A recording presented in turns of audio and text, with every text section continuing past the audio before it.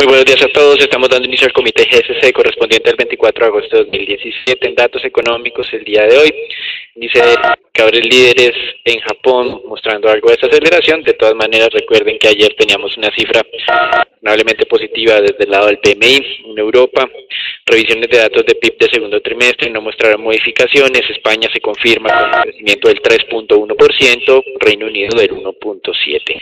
Solicitudes iniciales de desempleo en Estados Unidos continúan muy bajas, básicamente respaldando la idea de un mercado laboral sólido. Hoy, ojos seguramente muy enfocados en lo que serán las declaraciones ya en este simposio de banqueros centrales en los Estados Unidos, Jackson Hole, Wyoming, donde, pues como ya hemos descrito durante los últimos comités, no esperamos anuncios nuevos. El mercado es muy sensible porque en la época en que se lanzó la idea del tapering en los Estados Unidos se hizo en este simposio a través pues, del presidente del momento de la Reserva Federal, Ben Bernanke. Con relación a otros datos de la jornada, se espera la publicación de minutas de la última reunión del Banco Central de México, reunión en la que hicieron la primera pausa luego de consecutivos incrementos de tasas de interés. Recuerden, la tasa de referencia en México es del 7%. En Estados Unidos se tiene la expectativa sobre las ventas de vivienda usada. Recuerden que el día de ayer se publicó un indicador de ventas de vivienda nueva con una descenso y ubicándose en mínimos de los últimos 7 meses. En Estados Unidos, colocaciones de TIPS a 5 años por cerca de 14 billones y ya cerrando el día, lo que sería la publicación del indicador de inflación en Japón, que sigue muy bajo, 0.4%, pero por lo menos en valores positivos. En Colombia, publicaciones de lo que son confianza de los comerciantes y de los industriales que se han deteriorado en los últimos meses, mientras que la confianza de los consumidores, aunque negativa, ha mejorado levemente. Con relación a los anuncios de las últimas horas, en Europa está llamando la atención la tendencia o el reforzamiento de la tendencia de cierres de sucursales de entidades bancarias en el Reino Unido. Para que se hagan una idea, en el año 1989 la cantidad de sucursales abiertas de todas las entidades bancarias en el Reino Unido eran cercanas a las 18.000 y este año estaríamos cerrando cerca a los 8.000, es decir, en esos cerca de 30 años el número de sucursales ha caído en un 50%. Legisladores están un poco preocupados porque esto se ha venido acelerando luego de la crisis del año 2009, entre el 2007 y 2009, y esta aceleración pues obviamente responde a una búsqueda de reducción de costos, mejora de la rentabilidad de estas entidades británicas, pero parece que está afectando las zonas de menores ingresos y esto es lo que está llamando la atención un poco más. En los Estados Unidos, como mencionábamos ayer, dato de viviendas nueva el día de ayer en mínimos de los últimos 7 meses y por otro lado pues continúan las repercusiones de esas declaraciones de Donald Trump. En México, por ejemplo, el secretario de Economía y del Fondo Guajardo dice, mire, esto no creo que sea conveniente ese tipo de presiones de decir que si no hay avances en las negociaciones, entonces Estados Unidos se sale del TLC-CAN. Los canadienses dijeron por su lado que no se les hace raro este tipo de declaraciones por parte de Donald Trump, que lo estaban esperando, pero que tal vez sí fue un poco antes de lo que habían anticipado. Y también desde el lado mexicano dicen que están trabajando en un plan B en caso de que no tengan un acuerdo comercial con Estados Unidos. En Perú, agencia calificadora Moody's ratificó la calificación soberana en A3, esto es más o menos un A- con perspectiva estable, diciendo por un lado que la economía está mejorando y pero el otro que los riesgos crediticios están equilibrados. Eso es todo por ahora, los dejamos con Agustín. Bien, esta mañana podemos observar un mapa principalmente verde después de que los mercados se recuperaran. Les recuerdo que en la jornada anterior prácticamente todos los índices estadounidenses y europeos terminaron en terreno negativo después de las amenazas de Donald Trump de paralizar el gobierno para poner fin al tratado del TLC-CAN como una medida de, obviamente, tratar de presionar a los diferentes gobernadores y miembros del Parlamento en Estados Unidos en vías de buscar la aprobación de esta medida. Esta mañana entonces estamos viendo el índice Standard & Poor's ganando algo cercano al 0.26% en los mercados de futuros. En la jornada anterior pues todos los índices, como les mencioné anteriormente, habían retrocedido. En la jornada de hoy compañías como Tiffany, Marvel, entre otras, entregarán resultados. Podemos ver en nuestro indicador oscilador de tendencia en la parte inferior, aunque todavía se mantiene en la parte digamos, alta de tendencia estructural, lo que podría ayudar, a algunas valorizaciones. En la parte superior podemos ver que aún nos encontramos lejos de esa zona importante de referencia para todos los operadores. Primero los 2.460 puntos, la línea de resistencia que se habría generado después de estos varios ataques alcistas presentados en el 9 de agosto y de más adelante entre el 15 y el 16 de agosto. Entonces esta zona de manera inicial 2.460 puntos debería ser superada para pensar en un cambio de tendencia, y más adelante 2.480 puntos para pensar en una valorización adicional a los índices accionarios. También les recuerdo los diferentes comentarios que han realizado pues los grandes bancos de inversión en lo que tiene que ver con la fuerte y excesiva valorización de los mercados accionarios durante este año. El mercado mundial de divisas, pues el dólar estaba ganando algo de terreno esta mañana, principalmente contra monedas como el yen japonés. Lo podemos ver ahí en la parte inferior perdiendo cerca de 0.32%, el euro perdiendo cerca de 0.11%. En el lado opuesto, pues la libra esterlina estaba ganando cerca de 0.13% después de darse a conocer algunos datos que habían mostrado un descenso en el crecimiento de los gastos de los consumidores. Prácticamente no tenemos un driver claro en el comportamiento para las monedas el día de hoy. Podemos ver pérdidas y ganancias en las diferentes monedas, tanto en mercados emergentes como en las monedas del grupo del G10. El peso colombiano pues está ganando cerca de 0.17% esta mañana.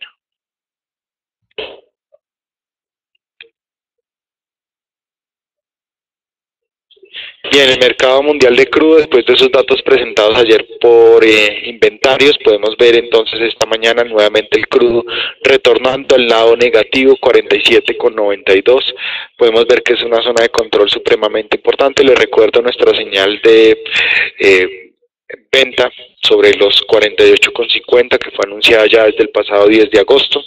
De todas maneras, observemos que esta zona de 48,50 dólares el barril puntualmente es una zona supremamente importante. Ha sido atacado ya en varias oportunidades. Ustedes pueden ver en la gráfica el 18 y el 21 de agosto, el 21 de agosto atacada sin éxito. Nuevamente esta semana ha sido atacada en 2 oportunidades.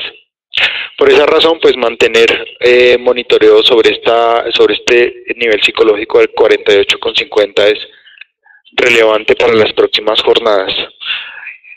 El comité ministerial de productores dentro y fuera de la OPEP pues habría mencionado que estaría muy optimista en cuanto a el equilibrio de la oferta y la demanda para los próximos años, pero observen ustedes que a pesar de sus buenos comentarios, el precio del crudo continúa respetando esa zona de resistencia de 48,50 dólares el barril.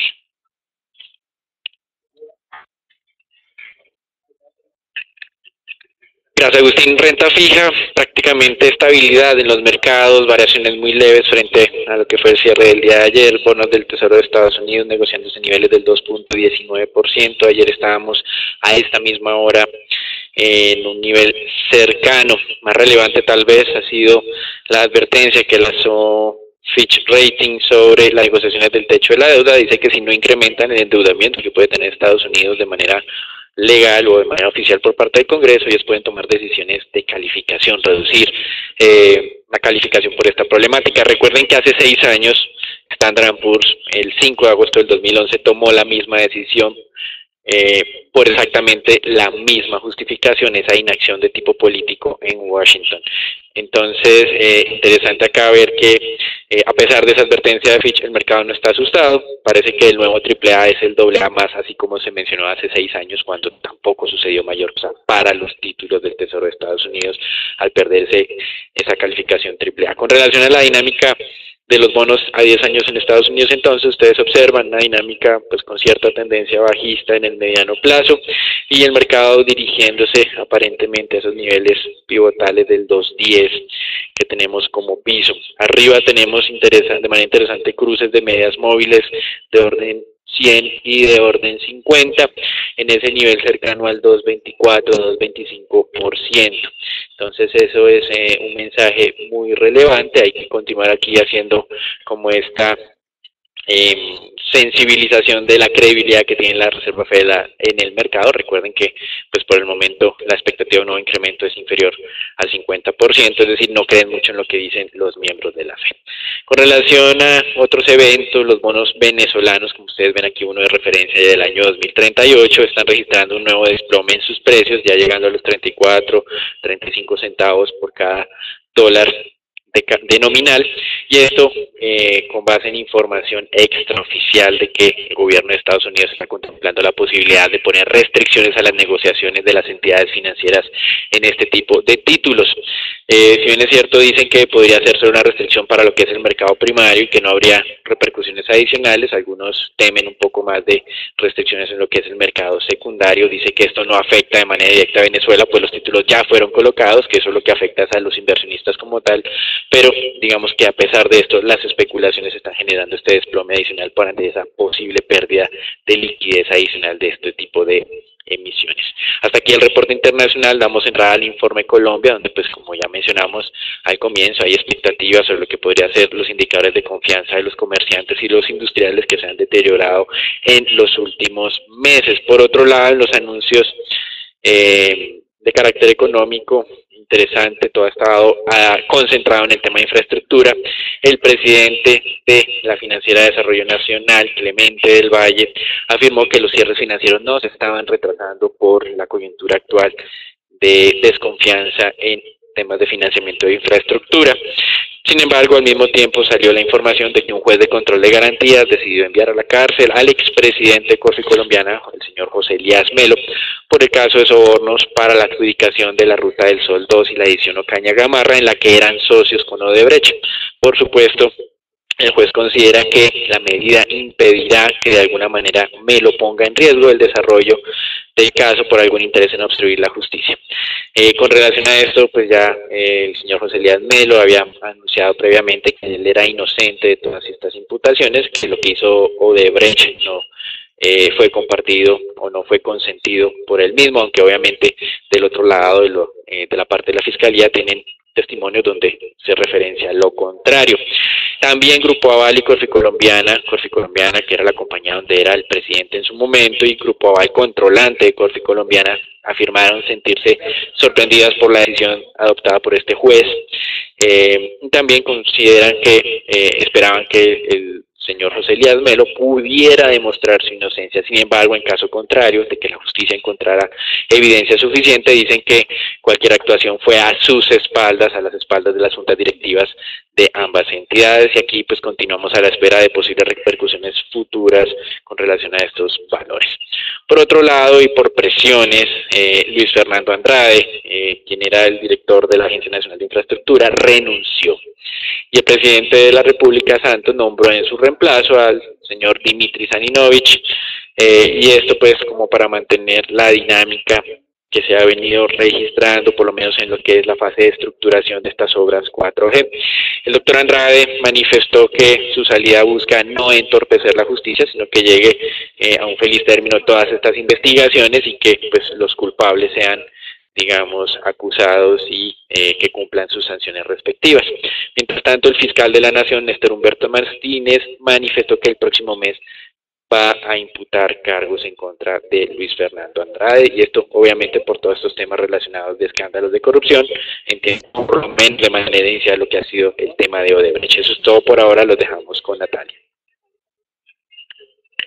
Buenos días para todos. El día de ayer tuvimos la entrega de resultados de Empresa Energía de Bogotá, frente a la cual vamos a ver que dos factores importantes digamos que modificaron un poco lo que fue esta entrega de resultados. El primero de ellos fue los altos volúmenes de gas que veíamos en el 2016, esto dado por el fenómeno del Niño, y ya para el 2017, para este trimestre en concreto, vuelven los niveles a, digamos que a unos niveles normales. Y el segundo factor fue la fusión que se dio entre la empresa Energía de Cundinamarca con Codensa, que fue oficializado durante el septiembre del 2016 y por la cual la operación de esta filial registra ahora lo que son todos los ingresos dentro del método de participación patrimonial y elimina entonces todo el resultado operacional de los ingresos operacionales de todo el holding. Estos son dos factores que tenemos que tener en cuenta antes de realizar el análisis de los resultados, dado que crean cierta distorsión de la base comparable entre los dos trimestres. Con esto en mente, vamos a ver cómo los ingresos operacionales cayeron un 7,9% para el trimestre, un panorama semejante lo observamos en los resultados semestrales, donde cayeron un 12,4%. Como vemos, se dio un aumento generalizado en casi todos los costos y los gastos operacionales, lo que afectaría aún más la utilidad operacional, que cayó un 11,14%. Y después, dentro de los otros ingresos y gastos netos, veríamos entonces un aumento en los ingresos financieros de 1,2% por las operaciones de cobertura, pero que no fue suficiente entonces para cubrir lo que fue el aumento que tuvimos en los gastos financieros por la devaluación del peso colombiano durante el segundo trimestre del año. Todo lo anterior generó entonces que la utilidad neta de la controladora cayera un 48%, ubicándose en 215.000 millones, que resulta ser pues una cifra no muy positiva, aunque al tener en cuenta los dos factores que ya mencioné inicialmente, estos impactaron en mayor medida lo que serían los resultados semestrales, pero como vemos aquí en los resultados de abril a junio, el desempeño operacional fue bastante débil y sobre todo vemos que el deterioro en el transporte de gas continúa afectando lo que son los ingresos operacionales totales y que no compensaron entonces los altos gastos en los que incurrió la empresa. Con esto en mente damos una lectura neutral a los resultados de EEB y queríamos hacer mención que durante la teleconferencia hicieron hincapié en lo que fue el proceso de enajenación de Promigas, donde expresaron que ya se dio por terminado el proceso con éxito y que esperan que para comienzos de septiembre se dé entonces, pues ya se confirme lo que son las participaciones de los nuevos participantes dentro de esta participación, pero que esperarían que se ajuste el precio para la segunda etapa, dado que como vemos la acción ya se ubica sobre los 6.100 pesos y que está ya muy por encima de lo que fue la primera etapa de enajenación. Pasando ahora con el análisis técnico del mercado local. Veremos cómo el índice Colcap cerró sobre los 481 puntos. Como vemos, ataca una vez más lo que es esta resistencia técnica. Por el momento sigue consolidando este rango de negociación entre los 1.450 y los 1.480 puntos, por lo cual no esperaríamos cambios distintos durante las próximas jornadas y seguir monitoreando entonces estos dos niveles en lo que resta de la semana. Pasando ahora con el análisis de la acción de Cementos Argos, vemos que continúa con un movimiento bastante plano. Nuestro indicador marcó un posible agotamiento de la tendencia a la baja que fue anunciada desde comienzos de julio, pero es una señal que deberá ser monitoreada de cerca si llega entonces a atacar con éxito lo que es la resistencia sobre los 12.100 pesos, que sería también la parte alta del rango de negociación que ya consolida por más de 5 meses. Y finalmente la acción de Grupo Sura cayó un 0,05%, cerrando sobre los 41.380 pesos. Como vemos, mantiene la tendencia positiva, pero por el momento, desde la semana anterior, vemos que ha intentado y da señales de consolidación de este rango, un nuevo rango ya por encima de lo que observábamos anteriormente, entre los 41.000 y los 42.000, y como vemos, por el oscilador, la tendencia a largo plazo se mantiene también positiva.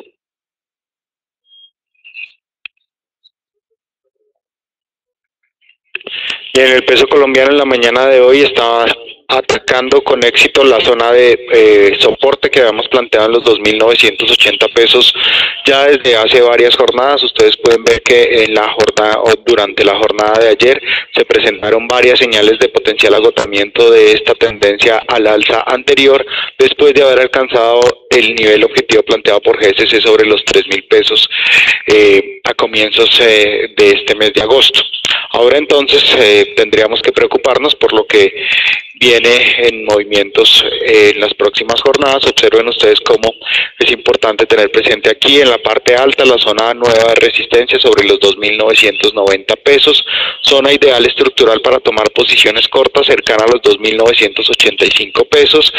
Esta zona que está en la parte inferior, cercana a los 2.960, 2.970, podría ser considerada como una buena zona objetivo inicial. También, fíjense ustedes que de manera estructural estos canales o este canal grande de negociación está mostrando que esta zona cercana a los 2.960 podría ser un soporte estructural interesante. Para el mercado intradía, pues simplemente tener presentes zonas ideales de toma de posiciones cortas cercanas a los 2.980 pesos o por encima de este nivel, y zona de stop loss si se llegara a consolidar algún nuevo ataque cercano a los 2.985. En el mercado de deuda pública colombiana, el día de ayer observamos cómo los títulos del 2024 cerraron sobre el nivel nuevamente sobre este nivel que ya ha sido visitado y atacado en varias oportunidades, cercanos al 6.40%. Ahora entonces veamos cómo en estas jornadas o en los movimientos que se han presentado, desde el 14 de agosto prácticamente estamos viendo un mercado que no presenta una fuerte valorización. Acá estamos viendo lo que se denomina tradicionalmente como un choppy market. Básicamente, aunque nuestros indicadores están empezando a cambiar de tendencia, y esto es lo más importante cuando estos indicadores técnicos empiezan a cambiar de color rápidamente, básicamente lo que hay que hacer es esperar estas rupturas y consolidaciones por fuera de estos niveles importantes. En la parte alta, entonces, cualquier consolidación de estos títulos de tesorería arriba del 6.42, 6.45 podrían indicar una tendencia al alza que podría llevar a los títulos hasta el nivel del 6.55%, y de manera contraria, pues aquí cualquier consolidación abajo del 6.35 podría llevar también estos títulos a operar y consolidarse sobre los antiguos niveles mínimos observados por debajo del 6.30, incluso niveles del 6.20%. Eso es todo entonces por el comité de hoy. Gracias por asistir al comité diario GSC.